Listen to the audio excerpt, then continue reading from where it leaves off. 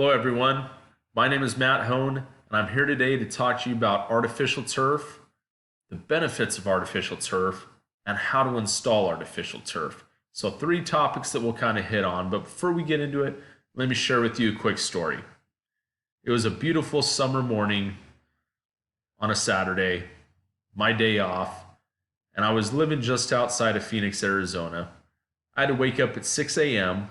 to fire up my lawnmower and go out and start cutting my grass because I don't know if you know this or not, but Phoenix is a desert. It was already 105 degrees at 6 a.m. in the morning. So as I'm out there waking up my neighbors, pushing my lawnmower along, sweating to death, I'm thinking to myself, there has to be a better way. There has to be something I can do to where I can sleep in, have green grass, and not have to do so much work. There has to be something out there. And that's when it came to me, artificial turf. So, what are the benefits of artificial turf? Well, the first thing I thought of and that I know of is that you can have green grass all year long, no matter where you lived. Southwest, Northeast, doesn't matter. Green grass all year long. The second benefit to artificial turf is the fact that you don't have to water it. What an amazing concept. You can reduce your water bill. You can fire your gardener because you don't need him mowing it down, doing the trimming and the edging and everything else. So overall, it is saving you money. Saving you money. And the third thing that it does is it's pet friendly. I have pets. We'll get into that. So let's get back to it. It doesn't require water. On heavenlygreens.com by Troy Smith, it says the only water an artificial turf lawn requires is to be rinsed occasionally to prevent odors and a buildup of dust. Otherwise, synthetic turf needs no water and is ideal for areas in which drought conditions can be severe. Now, in the Southwest, we get lots of drought conditions. I live in Southern California now, and we're in drought season almost all the time unless we get heavy rain. So that's huge. You know, environmentally friendly, you're going green, kind of both ways there, you know, and you're doing your part.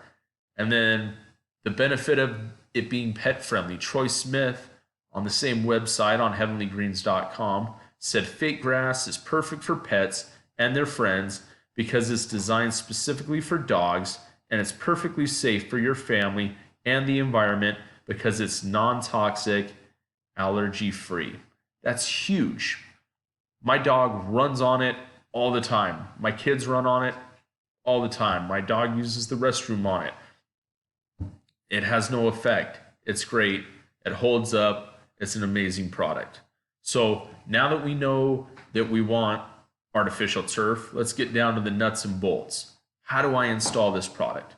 Well, the first thing that we're going to have to do is remove any debris that might be there. If you have grass that's already existing, if you have weeds, doesn't matter what you have, we need to get rid of this. Get rid of all the debris, get rid of everything. So mark out your area. The second thing that we need to do here is we need to spray down weed killer. Now the weed killer is going to saturate, it's going to go down, it's going to prevent anything from coming back up. This is important. You don't want random weeds popping up on your artificial turf. Occasionally it does happen, so that's why we have to spray the weed killer down. The next thing that we're going to have to do once we're done with that is we need to lay down a base material. Now what I recommend is what's called quarter minus. It's a decomposed granite mixed with dirt, and that's a really, really good compaction material. And according to artificialgrassliquidators.com, it says evenly spread 4 inches of class 2 road base or similar. Like I said, the quarter minus. The class 2 road base will make it easy to create a level platform with proper drainage, end quote. So proper drainage, that's important. So we're going to build up about 2 inches of this base material that we're going to lay our grass on top of. We'll get into that. So the next step is, like we said, we're going to roll out our grass. So according to buzzgrass.com, it tells us to carefully roll out your artificial grass, being careful to not disturb the weed killing membrane, as this will damage the leveling work of the base layer.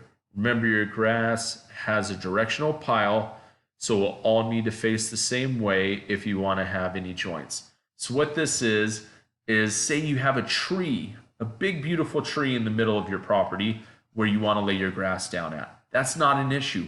We'll cut around that. You can section it off. So basically these rolls are 15 feet wide. So if you have a 20-foot wide width that you need to cover, that's easy enough. You'll just cut off another 5-foot section. And what we have to do is we have to make a seam. We're going to have to put these two pieces of grass together.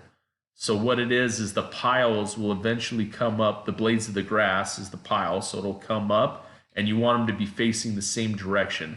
So it's pretty much lining them up, making sure that those directions are going in the same area. That way you can ensure that your grass looks really good.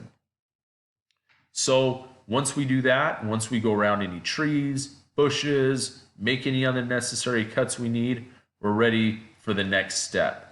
And according to rcpblock.com, it says fasten one end of the turf with a 6DD nail spaced 3 to 4 inches apart. Stretch the turf tight and fasten with nails as you move across the opposite end. Trim any perimeter edges to fit. Place every nail 3 to 4 inches along the perimeters and every 12-inch to 24 inches throughout the field.